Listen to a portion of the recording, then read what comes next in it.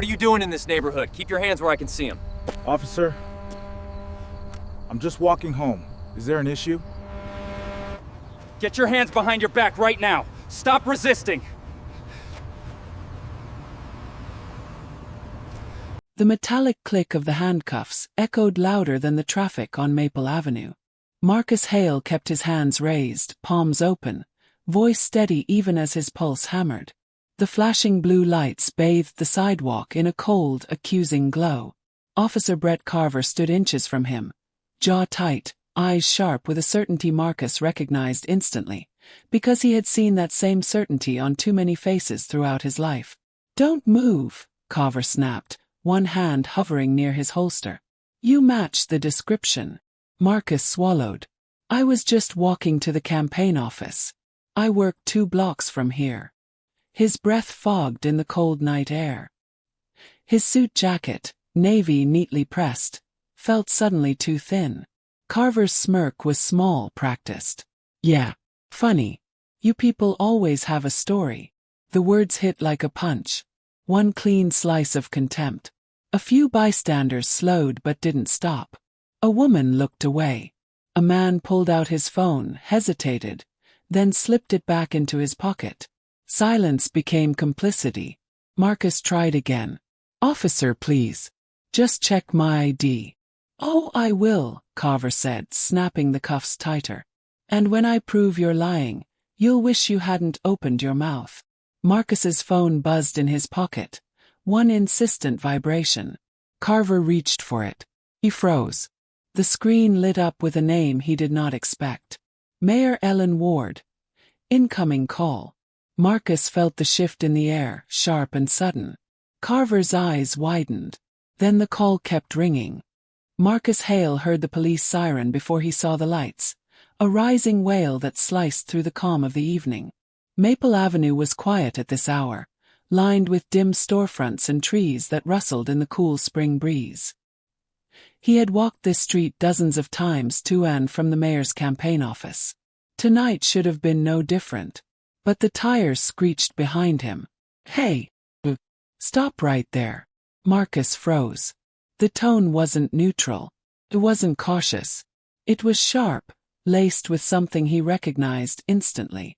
He turned slowly, hands kept visible. "Officer, is something wrong?" Officer Brett Carver stepped out of the squad car, one hand on his holster, the other gripping a flashlight he didn't need. Maple Avenue was bright with street lamps. But he shined it anyway, right in Marcus's eyes. "Where you headed?" Carver demanded. Marcus swallowed. "Just walking to work." You match the description," Carver cut in. "Male, black, mid-20s, dark clothing. Suspicious behavior." A hollow laugh almost slipped out. That description could have matched half the black men in the city. "Sir, I was just walking. I'm an employee at..." Carver raised his voice. "Hands where I can see them." Marcus lifted them higher, pulse quickening. "They're up. I'm cooperating." "Yeah, for now." There was a tension in the air that made every second feel heavier. A couple walking their dog slowed nearby but kept moving when Carver shot them a glare. A delivery driver on a bike paused, then pedaled away faster. Marcus kept his voice calm. "Officer, if you just check my ID. Don't tell me how to do my job." Carver stepped closer. "Empty your pockets." Slowly. Marcus's jaw tightened. "Is that really Nisi's?" Carver grabbed his arm. Hard. "That's enough attitude," he snapped. "Turn around." Marcus felt the handcuffs clamp on before he could speak again. Cold metal pinched his wrists. Shame crawled across his skin. "Officer, please. I haven't done anything." Carver leaned in close. "You people always say that." Marcus's stomach dropped. The words echoed too many memories from childhood, college, job interviews, random traffic stops.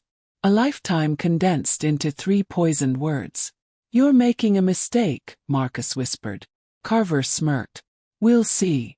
Marcus felt his phone vibrating in his pocket. "My phone, please, someone important is calling." "Let me answer." "Oh, I'll answer it," Carver said.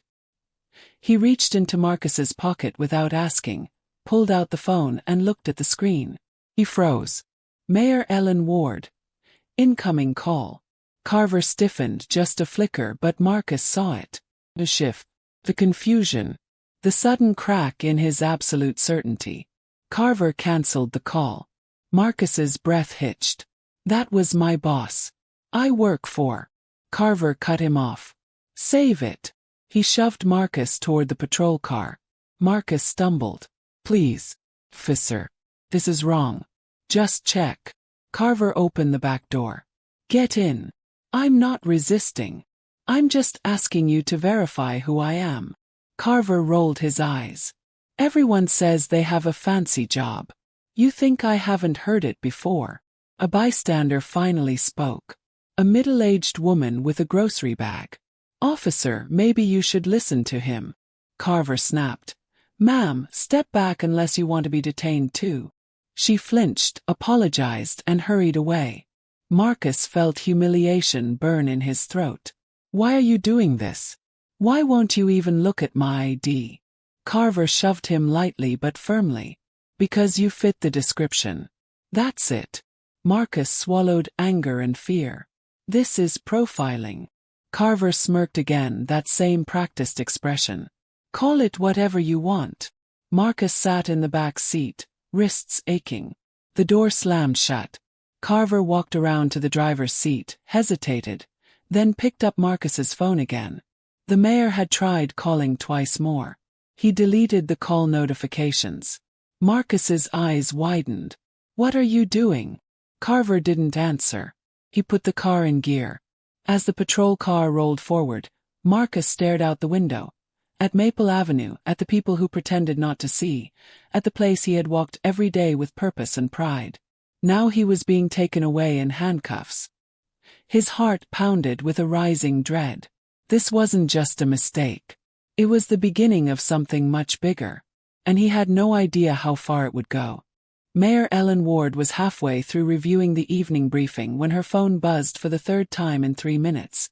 She frowned, recognizing Marcus's name.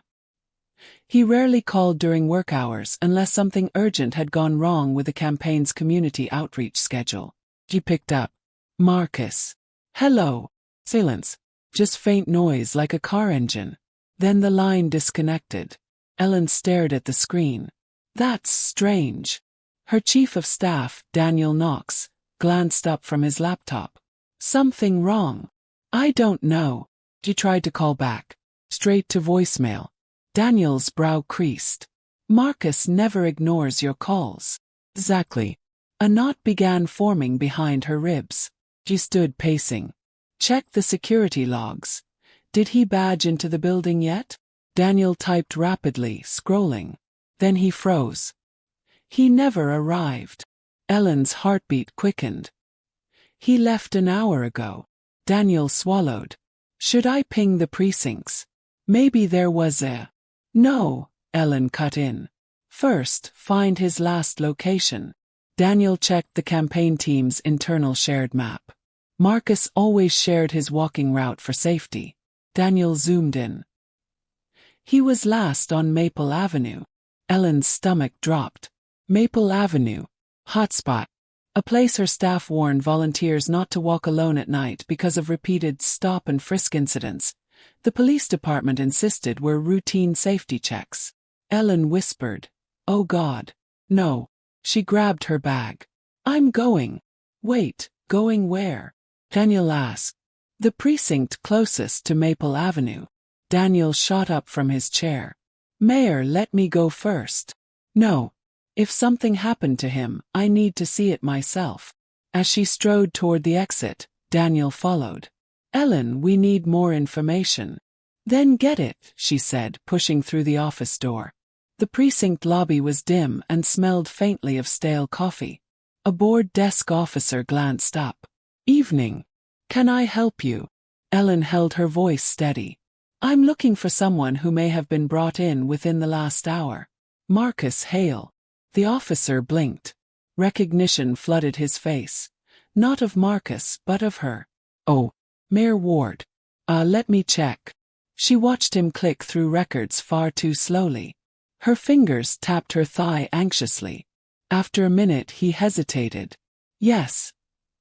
Someone by that name was processed. Brought in by Officer Carver. Her breath stopped. Processed for what? He shrugged. Says suspicion of burglary. Ellen stared at him. Burglary? Marcus Hale. Do you even know who he is? The officer shifted uncomfortably. I'm just reading what's here, ma'am. Take me to him. I'll have to check with the duty sergeant. Do that, she said sharply. The officer hurried away. Daniel leaned close to Ellen. Carver. As in Brett Carver. Seems so. Daniel exhaled harshly. That's bad. Tell me something I don't know. He rubbed his forehead. Ellen. Carver has a history. I'm aware. No, Daniel lowered his voice. I mean a history. Complaints that vanished. Body cam footage, malfunctioning. Internal affairs brushing things under the rug. Ellen's stomach twisted. Why didn't the police chief tell me that? Because he protects his own. Ellen clenched her jaw. Not anymore. The sergeant approached, trying to look composed. Madam Mayor, this is unexpected. Officer Carver is filing paperwork. The suspect. Call him Marcus. Not suspect. The sergeant blinked. Marcus is in holding. We're following procedure. What procedure? Ellen snapped. Arresting a man who was walking to work. Did Carver even verify his ID? The sergeant stiffened. I'm sure he followed protocol. Ellen stepped closer.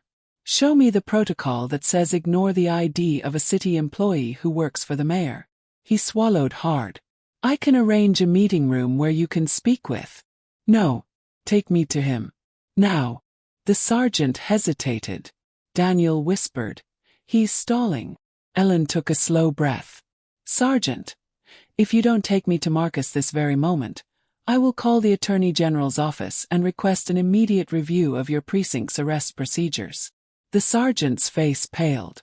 Right away, Mayor Ward. They walked down a narrow hallway toward the holding area. Ellen heard metal doors clanging shut, muffled voices, the hum of fluorescent lights. Her chest tightened with each step. When they reached the cells, the sergeant gestured. Third one. Ellen approached slowly. Marcus sat on a metal bench, hands clasped, head lowered. When he heard footsteps, he looked up and she saw it. The exhaustion. The humiliation. The quiet anger simmering under his attempt at composure. Marcus, she breathed.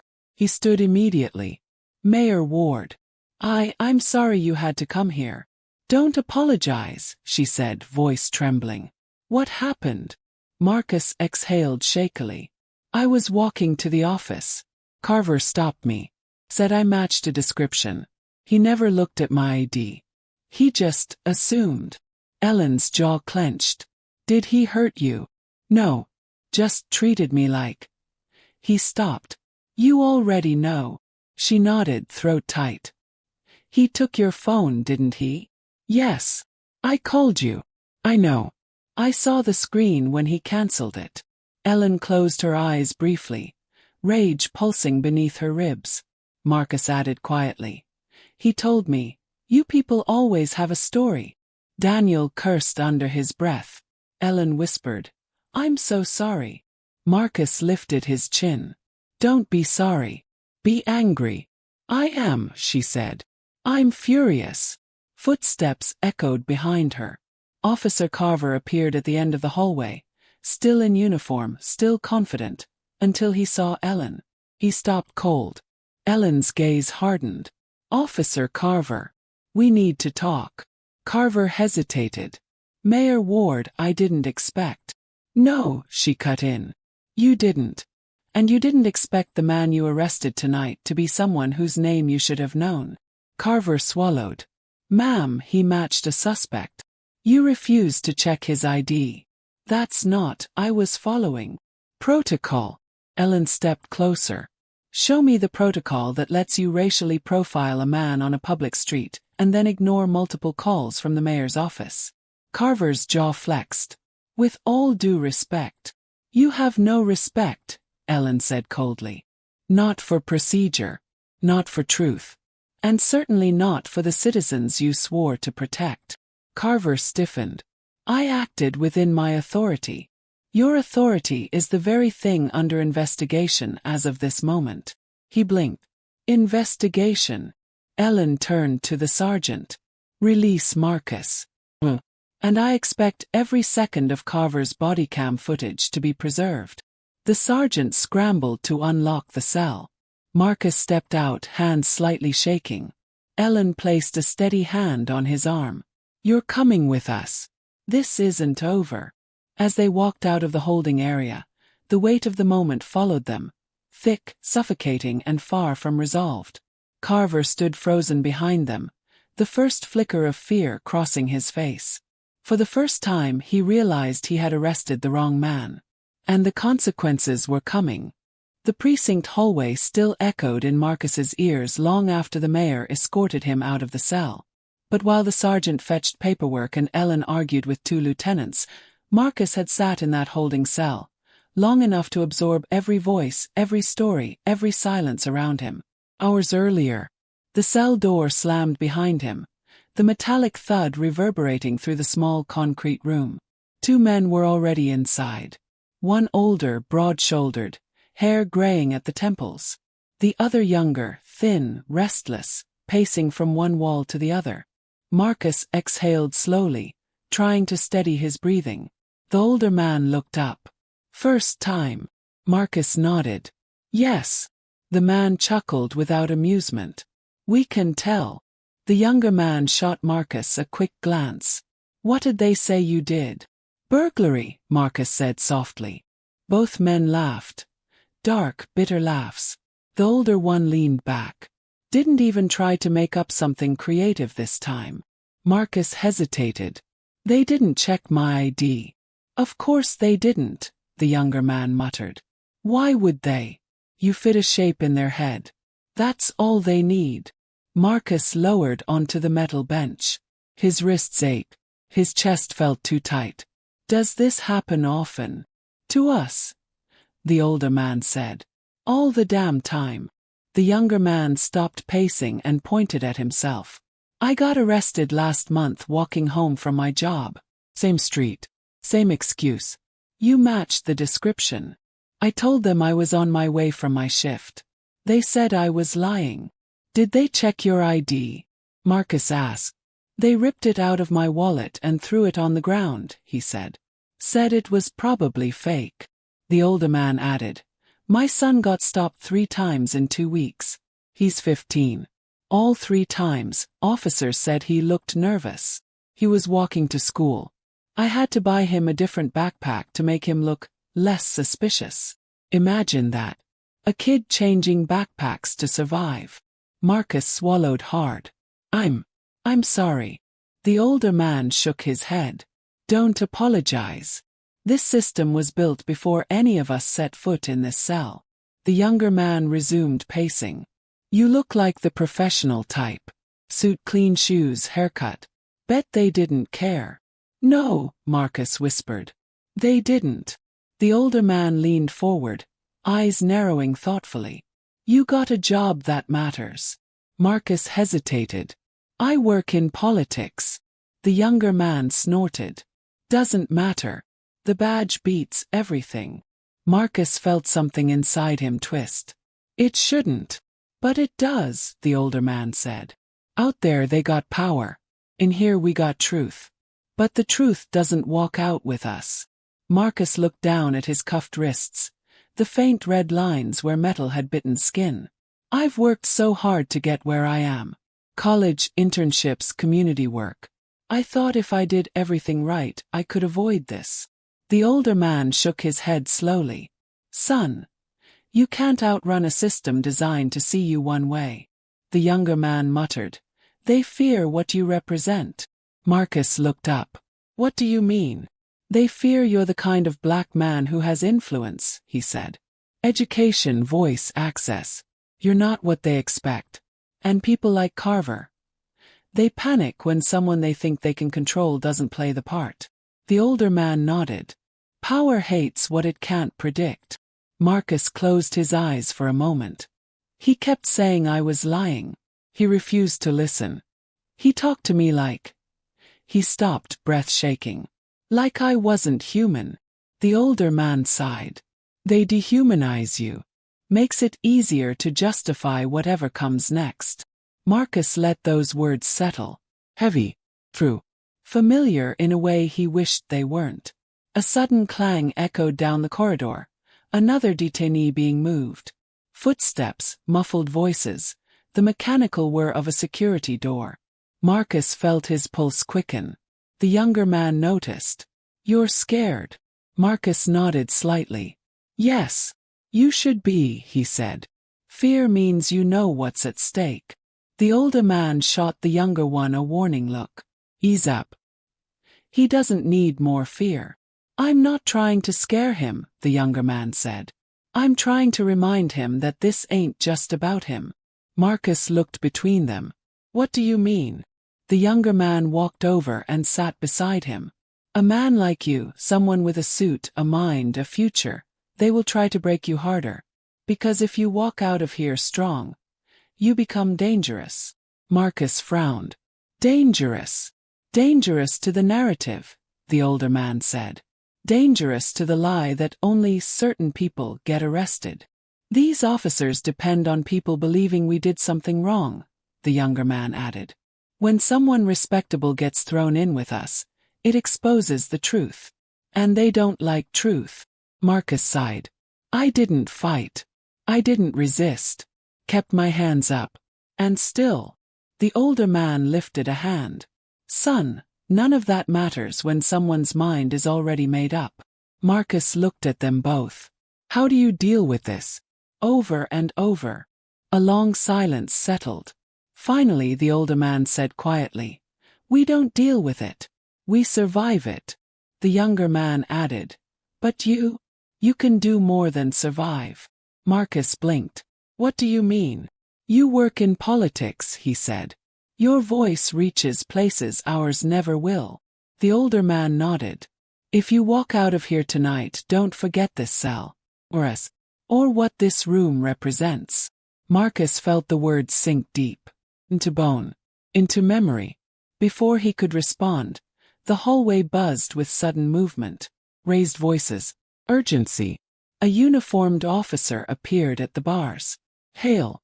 You're being released. The younger man smirked. Told you. You're not like us. Marcus shook his head. Don't say that. Son, the older man interrupted gently. Go. Tell someone what happens here. That's how you help. Marcus looked at them both, eyes heavy. I won't forget. As the door swung open, Marcus stepped out. But he felt a piece of himself stay behind. Anchored in that concrete room, in those stories, in the lives he had shared space with. Stories the world never bothered to hear. The hallway felt smaller the moment Marcus stepped out of the cell, like the walls themselves were quietly watching what would unfold. Mayor Ellen Ward stood waiting near the corner, arms crossed, jaw tight. Daniel hovered behind her, phone in hand, eyes darting between officers like he expected one of them to explode. Ellen turned the second she saw Marcus. Are you all right? Marcus straightened his suit jacket, feeling the creases from the cell bench. I'm not hurt. He shouldn't have been here at all, Ellen said, loud enough for the sergeant behind her to flinch. Carver appeared from the far end of the hallway, walking with forced confidence. His jaw was set, his posture rigid, as if bracing himself. He looked between Marcus, Ellen, and Daniel and swallowed hard before masking it with disdain. Mayor Ward, he said stiffly. I heard you're interfering with an active investigation. Ellen turned slowly. Dangerously slowly. Interfering. Her voice cut through the hallway like a blade. You arrested my campaign manager because he was walking to work. Carver's expression tightened. He matched a suspect description. Marcus stepped forward. You didn't even check my ID. Carver snorted. Suspects always say that. Daniel muttered under his breath. This guy's unbelievable. Ellen fixed Carver with a cold stare. Do you have any idea who he is? Carver lifted his chin. Doesn't matter who he is. Everyone gets treated the same when they commit a crime. Marcus felt his stomach twist. I didn't commit anything. Carver turned to him with a smirk. That's what they all say. Ellen stepped between them so quickly Carver took half a step back. No, Officer Carver. That's what people say when their rights are being violated. Carver scoffed. Ma'am. Don't ma'am me, Ellen snapped. Explain exactly what suspicious behavior Marcus displayed. Carver opened his mouth. And nothing came out. A few officers nearby pretended not to listen, but their glances betrayed the tension crackling through the air. Carver cleared his throat. He was walking quickly. Marcus blinked. Walking quickly. Carver doubled down. Yes. And looking around nervously. Marcus nearly laughed. I was checking the time on my watch. That's debatable, Carver muttered. Ellen's eyebrows rose. Debatable. Carver squared his shoulders. Look, he fits a burglary suspect. Black male. Late 20s. Dark clothes. Nervous behavior. Daniel whispered to Ellen. So, every third person in this city. Ellen folded her arms. And did you check his ID? Carver hesitated. I didn't need to. You didn't need to. Ellen repeated incredulously. You detained a citizen, my employee, without verifying a single piece of information that could have prevented this entire incident. Carver's voice rose defensively. I acted within my authority. Your authority isn't a license to racially profile people, Ellen shot back. Carver's eyes narrowed. You're accusing me of racism. I'm accusing you, Ellen said firmly, of letting your bias override your judgment. His face flushed red.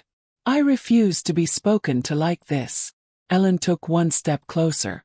Then you should have thought about that before you put handcuffs on an innocent man. The sergeant shifted nervously. Mayor, maybe we should move to my office. No, Ellen said sharply. This conversation stays right here.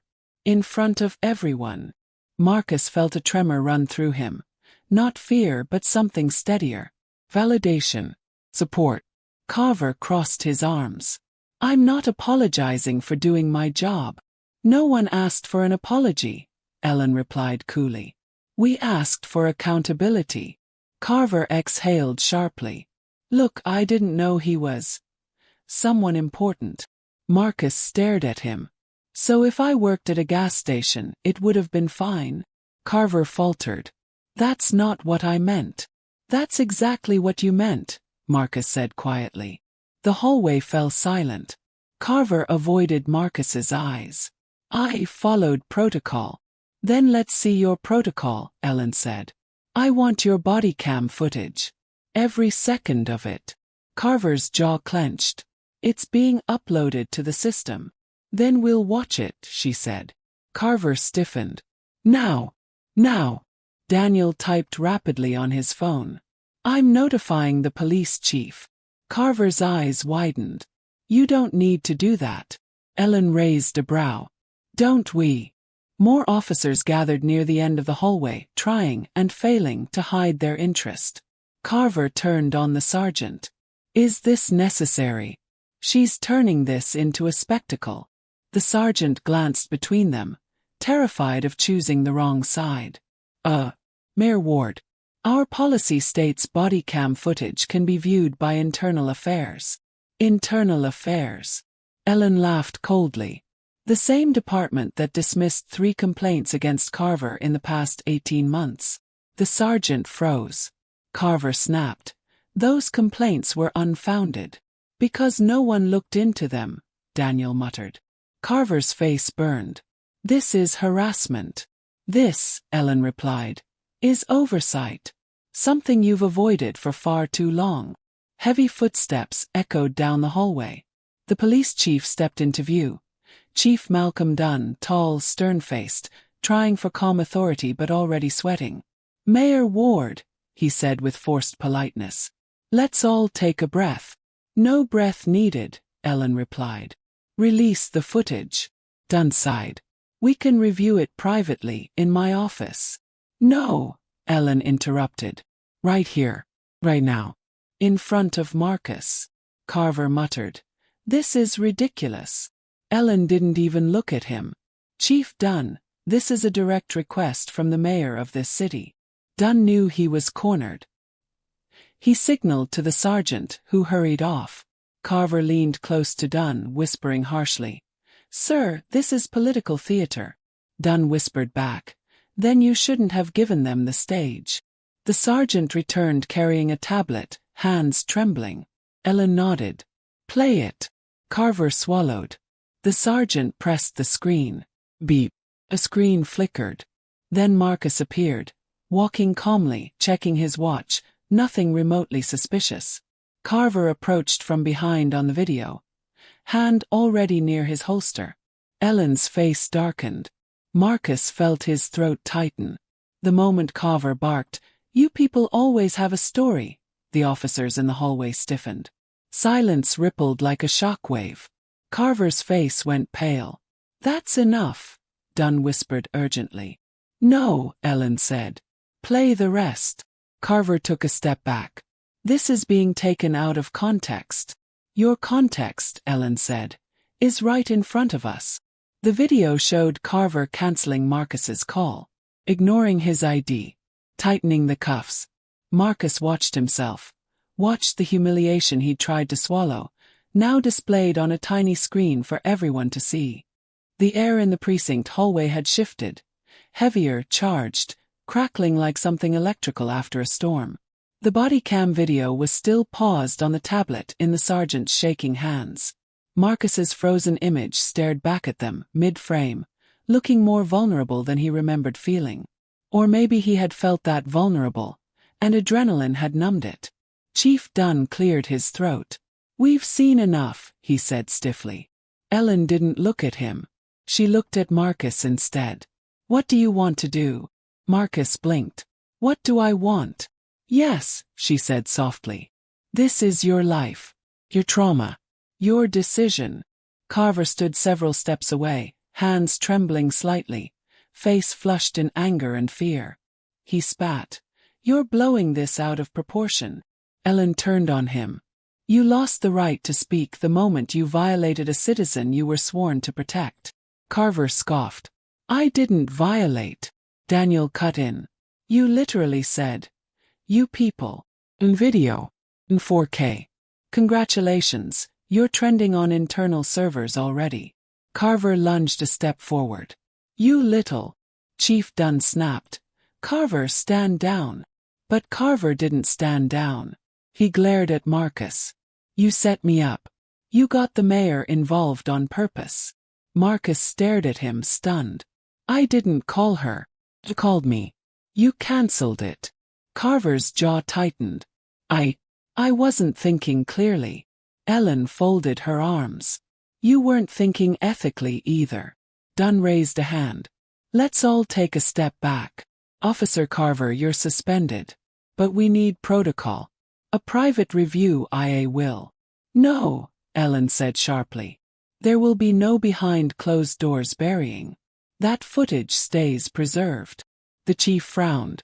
Mayor Ward, you're making this political. Everything becomes political when a black man ends up in cuffs for walking to work.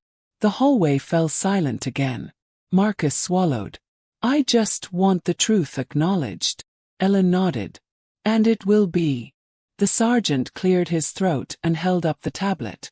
Ma'am, should I upload this to the central evidence log? Yes, Ellen said. Chief Dunn hesitated. Let's not rush. Do it, she said firmly. And make sure it's time-stamped and locked. The sergeant nodded quickly and turned to leave. Dunn stormed after him, whispering urgently. Wait, don't upload anything without proper chain of command approval. Daniel whispered to Marcus. He's trying to bury it. Marcus sighed. I know. Ellen clenched her fists.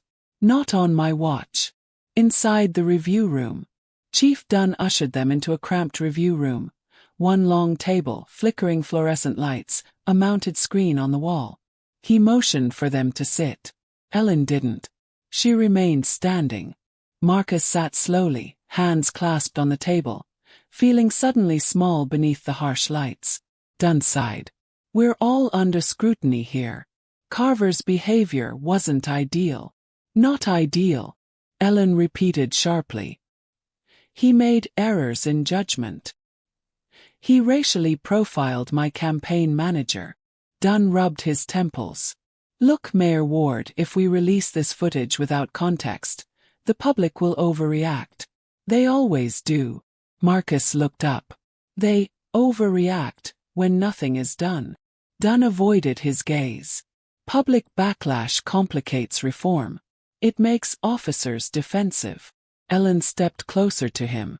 And sweeping misconduct under the rug protects no one. Dunn's voice dropped. You're jeopardizing cooperation with the department. Good, Ellen said.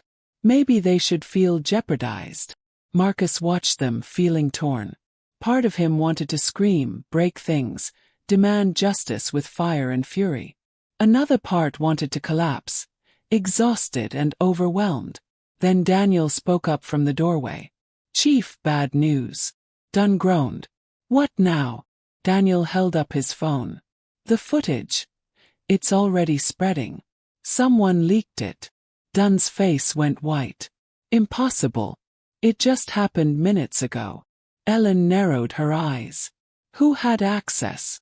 The sergeant stuck his head into the room, out of breath. Chief, someone downloaded a copy from the internal server before I locked it. A young officer, Jenkins. He said he thought it was important for transparency. Then he forwarded it to a private group. Dunn exploded. He what? Ellen's lips curled slightly. Looks like someone in your department cares about accountability. The chief pointed at her. This is on you. You created a spectacle. No, Ellen said calmly. Carver created the spectacle. You allowed it. The truth leaked because your department refuses to police itself. Marcus listened, chest tightening as realization hit him. He hadn't leaked anything. He hadn't asked for this. But now, the entire city was going to see his humiliation. He wasn't sure how to feel about that. Carver burst into the doorway, face red, hair disheveled. Chief, the union rep is on the phone. They're saying this is unlawful exposure of officer footage. They want the mayor investigated. Ellen laughed. Laughing not out of humor but disbelief. Investigated? For what? Witnessing your misconduct. Carver pointed at Marcus. This all started because he didn't cooperate. Marcus stood slowly. I cooperated with everything. You didn't. Carver's voice cracked. You think being fancy makes you special? No, Marcus answered. My humanity does that. Carver lunged forward, but Chief Dunn grabbed him. Carver, you're done for today. Carver snarled. This city is out of control. People like him. Ellen shouted. Say it. Finish the sentence. Carver froze. Then looked down. Ellen whispered. That's what I thought. Marcus watches the footage again. Hours later, after statements and paperwork, Ellen insisted Marcus sit with her in the private office. She pulled the footage onto the screen again. Are you sure you want to watch this? She asked softly. Marcus nodded. Yes. The video began. The moment Carver approached. The flashlight in his eyes. A casual disdain. The phrase that would replay in Marcus's mind for days. You people always have a story. Marcus clenched his fists. Ellen watched him carefully. You're shaking. I know, Marcus whispered. It's okay to stop. No, I need to see it. I need to understand how it happened. How it looked from the outside. They watched the cuffs tighten. Carver's smirk. The cancelled phone call. The shove into the patrol car. Every second carved deeper. When it ended, Marcus exhaled shakily. It's worse than I remembered. Ellen nodded. Most trauma is. He rubbed his face. I feel exposed. You should feel vindicated. He shook his head. I feel both. Ellen sat beside him. This footage will force the city to confront something it's ignored for too long. But I'm sorry it had to be at your expense. He swallowed. If it helps someone else avoid what happened to me, then maybe it's worth it. Ellen whispered. Then let's make sure it does. A young officer steps in. The door cracked open. Officer Jenkins, the one who leaked the footage, stood there nervously back in crisp HD, and felt something complicated, heavy, and irreversible settle into his chest. The video spread across the city like wildfire. By morning it had hit every major news feed, every community group chat, every social platform. A grainy screenshot of Carver grabbing Marcus's arm became the thumbnail of every headline. Unarmed black man wrongfully arrested. Mayor's campaign staffer targeted. Officer suspended after racial profiling incident caught on body cam. You people always have a story. Outrage over police misconduct. Marcus sat on his couch, phone buzzing constantly. His inbox overflowing. He hadn't slept. Every time he closed his eyes, he saw the handcuffs, heard Carver's voice, felt the weight of humiliation pressing into his ribs. A soft knock sounded at his apartment door. Marcus hesitated before opening it. Ellen stood there, wearing a simple blazer, face tired but determined. Daniel was behind her, carrying 2 coffees. Morning, Ellen said gently. Marcus stepped aside. Come in. Ellen looked at him carefully. Have you slept? No. Daniel handed him a coffee. Drink this. You'll need the caffeine. Marcus sank onto the couch. It's everywhere. Ellen nodded. It was expected. He rubbed his face. I didn't want this. I know, she said. But it's here. And people are angry. Daniel sat across from him. There are protests forming already. 3 different neighborhoods. People are gathering outside the precinct by noon. Marcus's heart tightened. Because of me. Ellen shook her head.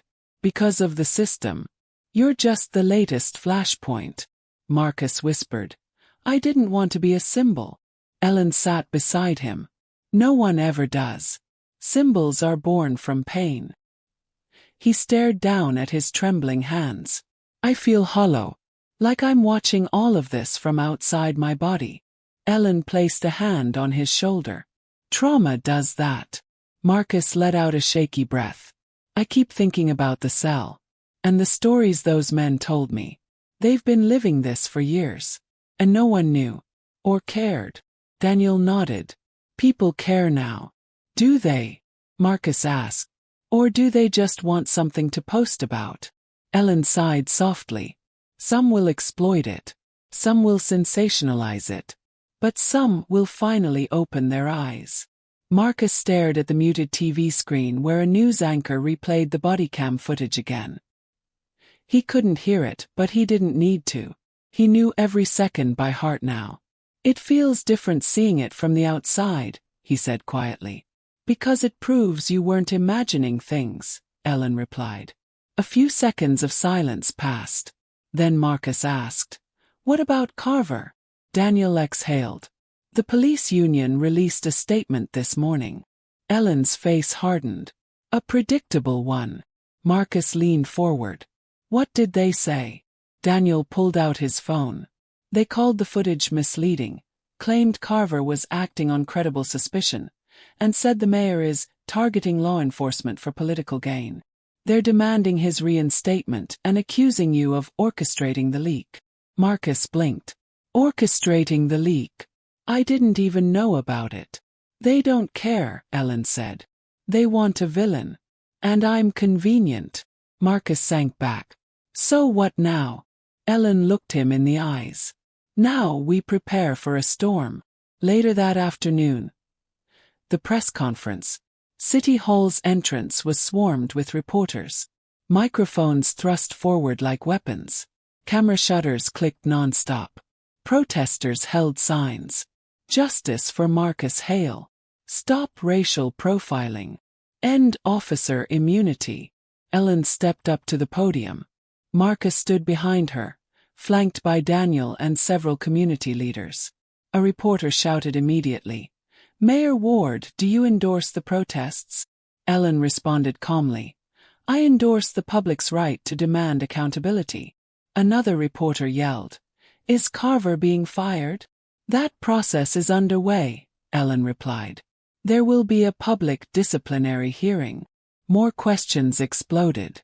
Did Marcus resist arrest? Is this politically motivated? Does this prove systemic racism? Is the police chief cooperating? Will charges be pressed against the officer? Ellen raised a hand, settling the room. "Let me be clear. What happened to Marcus Hale was wrong. It was unjustifiable. It reflects deep-rooted issues within our policing structure, issues we can't ignore anymore. And yes, this administration is committed to systemic reform." A gasp rippled through the crowd. Marcus felt the heat of 100 cameras on him. The same reporter turned to Marcus. "Mr. Hale, would you like to speak?" Marcus inhaled slowly. He felt Ellen's steady presence beside him. He stepped to the podium. His hands trembled, but his voice didn't. "What happened to me happens to people like me all the time. I wasn't walking suspiciously. I wasn't resisting. I wasn't doing anything wrong. But that didn't matter." He paused, breath shaking. "Because the moment Officer Carver saw my skin, he made a decision. A wrong one." Cameras clicked rapidly. "I work hard. I contribute to my community. I lead outreach programs. And still, none of that protected me." Another pause, heavier this time. "But this isn't about me alone. It's about a system that allows this, excuses this, hides this." He swallowed hard. "And that has to change." Reporters erupted with questions, but Ellen guided Marcus back, ending the press conference. Backstage. The second the door closed behind them, Marcus leaned against the wall, breathing hard. Ellen placed a hand on his back. "You did well." "I feel sick," Marcus whispered. "I hate that my pain is entertainment to them." "It's not entertainment," Daniel said. "It's a turning point." Marcus shook his head. "But at what cost?" His phone buzzed again. Texts pouring in from coworkers, friends, distant relatives he hadn't spoken to in years, even strangers thanking him for speaking truth. He dropped the phone onto a chair. "I can't read any more messages." Ellen nodded. "Then don't." He looked at her. "Is it always like this? When injustice goes public?" Ellen sighed. "Always." "And Carver?" Marcus asked. "Where is he now?" Daniel checked his phone. "The union is holding a private meeting with him. They're preparing a defense, claiming the footage is misinterpreted." Marcus clenched his fists. "How do you misinterpret racism?" Ellen said quietly. "You don't. You just try to justify it." A tense silence settled before Ellen added, "You've become a symbol, Marcus. And symbols don't get rest." "I'm not a symbol," Marcus said. "I'm a person." "I know," she whispered. "But the world doesn't always distinguish." He rubbed his face. "I keep seeing the part where he tightened the cuffs. And the look he gave me. Like he was proud. That's the part that made people angriest," Daniel said. Marcus shook his head. "It makes me ashamed." Ellen turned him gently to face her. "You have nothing to be ashamed of." "He does." Marcus nodded slowly, but didn't look convinced. Later that night, alone again. The protests outside grew louder as the day went on. Marcus stood by his window, listening to the chants echoing through the streets. Justice, justice, justice. He felt both gratitude and panic. He felt seen. He felt exposed. His phone buzzed again. A message from an unknown number. "We stand with you. Keep fighting." Marcus exhaled, closing his eyes. He didn't know if he had the strength to fight. But now it seemed he didn't have a choice. The city had turned him into the face of a movement. And the movement was only growing. City Hall had never been this full. People filled every seat, lined the walls, crowded the hall outside. News cameras were everywhere. Protest signs leaned against chairs. A low hum of tension vibrated through the chamber as the disciplinary panel took their seats at the front table. Marcus sat beside Ellen and Daniel in the first row. His heartbeat thudded unevenly. He kept rubbing his palms together, something he never did before this week. Ellen leaned toward him. "I'm right here." He nodded but didn't speak. At the far end of the chamber, Officer Brett Carver entered with 2 union representatives flanking him like bodyguards. He refused to look at Marcus. A few people in the crowd booed softly. The union rep, a bulky man with a thick mustache, whispered something to Carver. Carver exhaled sharply, straightened his posture, and tried to look calm. The lead panelist, a retired judge, adjusted her glasses. "This public hearing will review the conduct of Officer Brett Carver during the arrest of Marcus Hale. Officer Carver, you may begin with your statement." Carver stepped up to the podium, cleared his throat, and forced a calm expression. "Thank you, Judge. First, I want to say I respect this process. I've been a police officer for 12 years. I've responded to dozens of dangerous calls and protected this city to the best of my ability." He paused, sweeping his gaze across the crowd. What happened that night was a misunderstanding. Mr. Hale matched the description of a burglary suspect. "I followed protocol." Someone in the back shouted, "Liar!" The judge raised a hand. "Order. Continue, Officer Carver." Carver tightened his jaw. "I acted in good faith. In dangerous situations, officers don't have time to analyze every detail. We must react quickly." Mr. Hale was walking quickly, looking over his shoulder, behaviors consistent with fleeing suspects. Marcus whispered to Ellen, "Walking quickly. That's his defense." Ellen whispered back, "He knows he's cornered." Carver pressed on. "When I asked him to stop, he hesitated." Marcus muttered, "I didn't."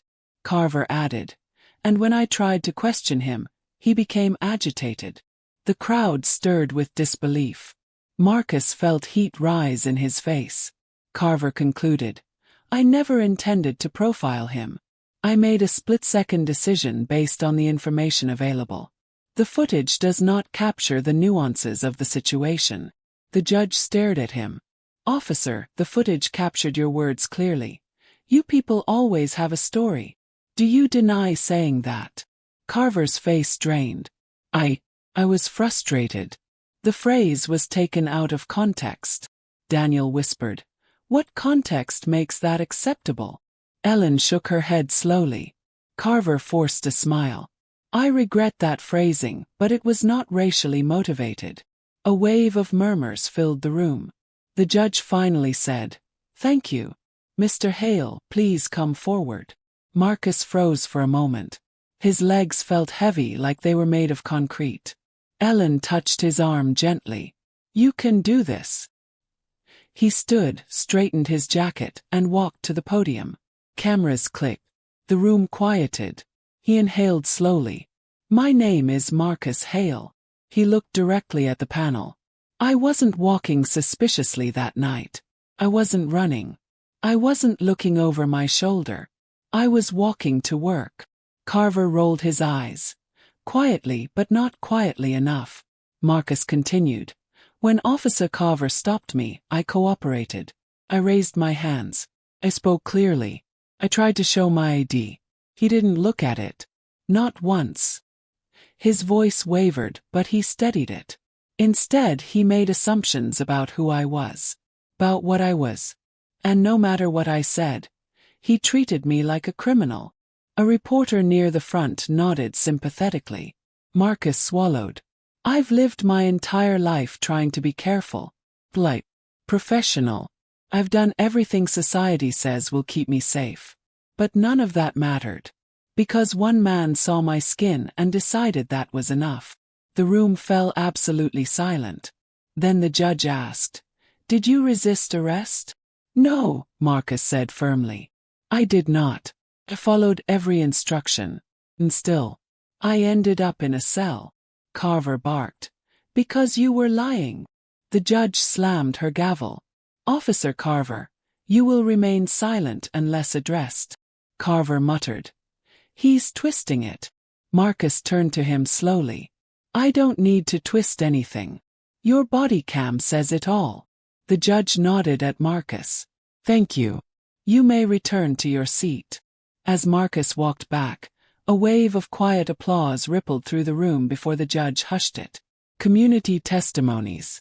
The judge announced. We will now hear from community members with prior interactions with Officer Carver. Carver stiffened. An older woman stepped up to the podium, voice trembling. Officer Carver stopped my son last year. My boy is 16. He was walking home from tutoring. Carver accused him of carrying stolen electronics. It was his laptop. His homework was open on the screen. Her voice cracked.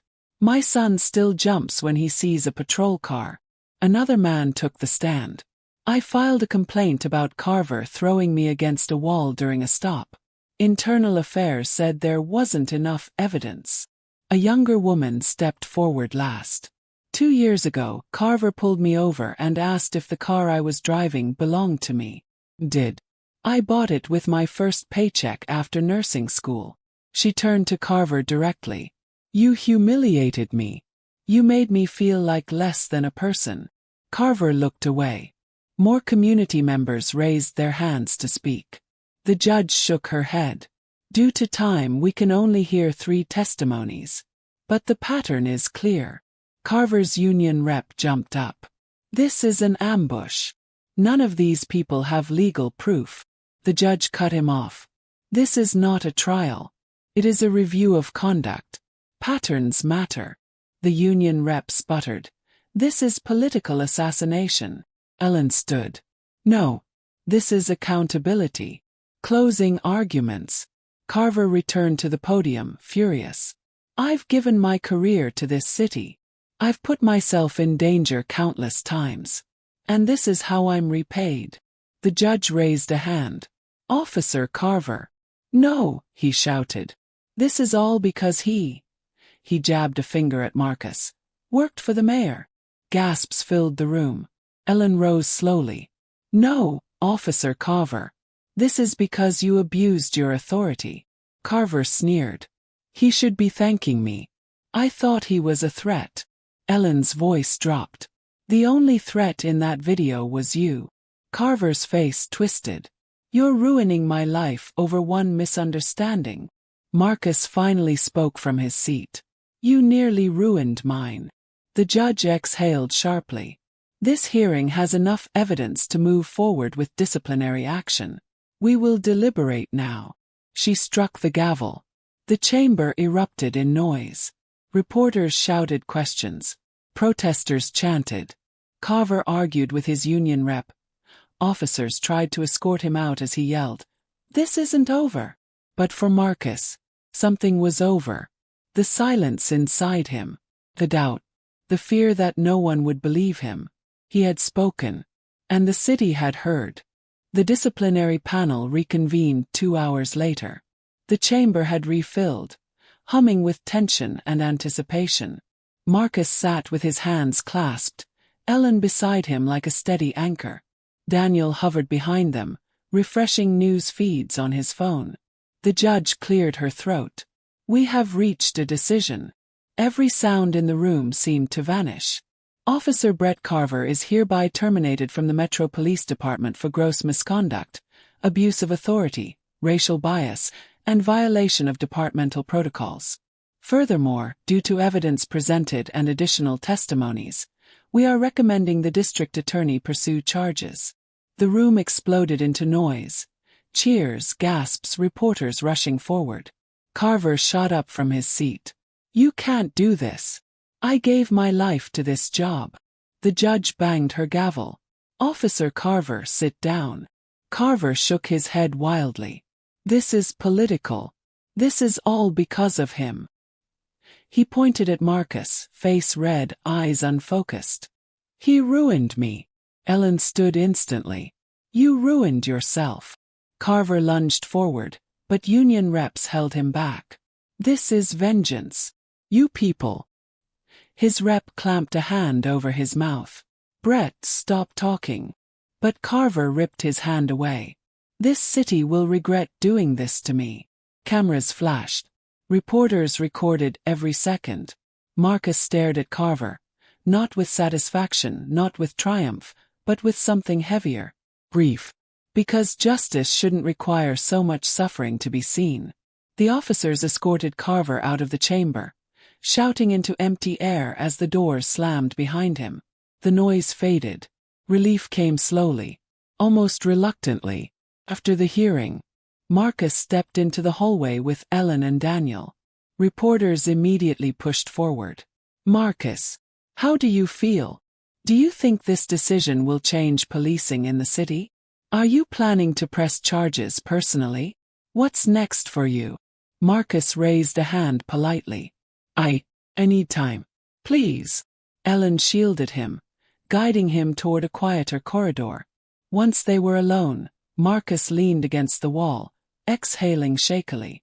It's over. Ellen touched his arm gently. This part is over. He looked up, exhausted. I should feel better. Daniel spoke softly. Trauma doesn't follow logic. Marcus let out a tired laugh. No, it doesn't. Ellen stepped closer. What you did today, it mattered. To this city. To everyone who's been ignored. Marcus swallowed. I just told the truth. Exactly, she said. And the truth is powerful. She hesitated. Can I ask something? Marcus nodded. Do you regret any of this becoming public? He closed his eyes briefly. I regret that it happened to me. I regret that it happens to so many others. But the attention, the exposure, the accountability. He inhaled deeply.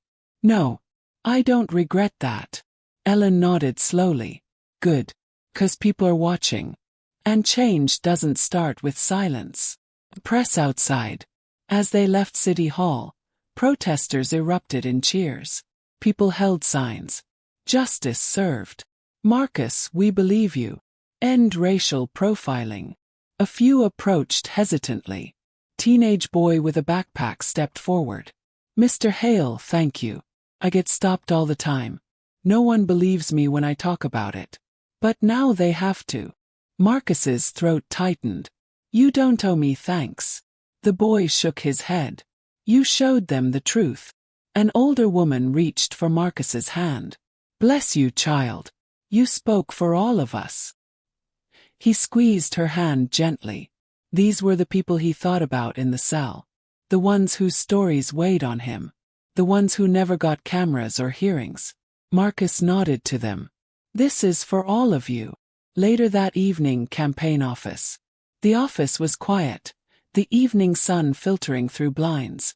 Papers from the day's frantic planning were scattered across desks. Marcus walked toward his workspace, feeling the strange mix of familiarity and foreignness. Ellen followed him. You don't have to come back to work today. Or this week. Or, I want to, Marcus said softly. I need something stable. Something normal. She nodded. Then we'll go at your pace. He sat down slowly, staring at his computer.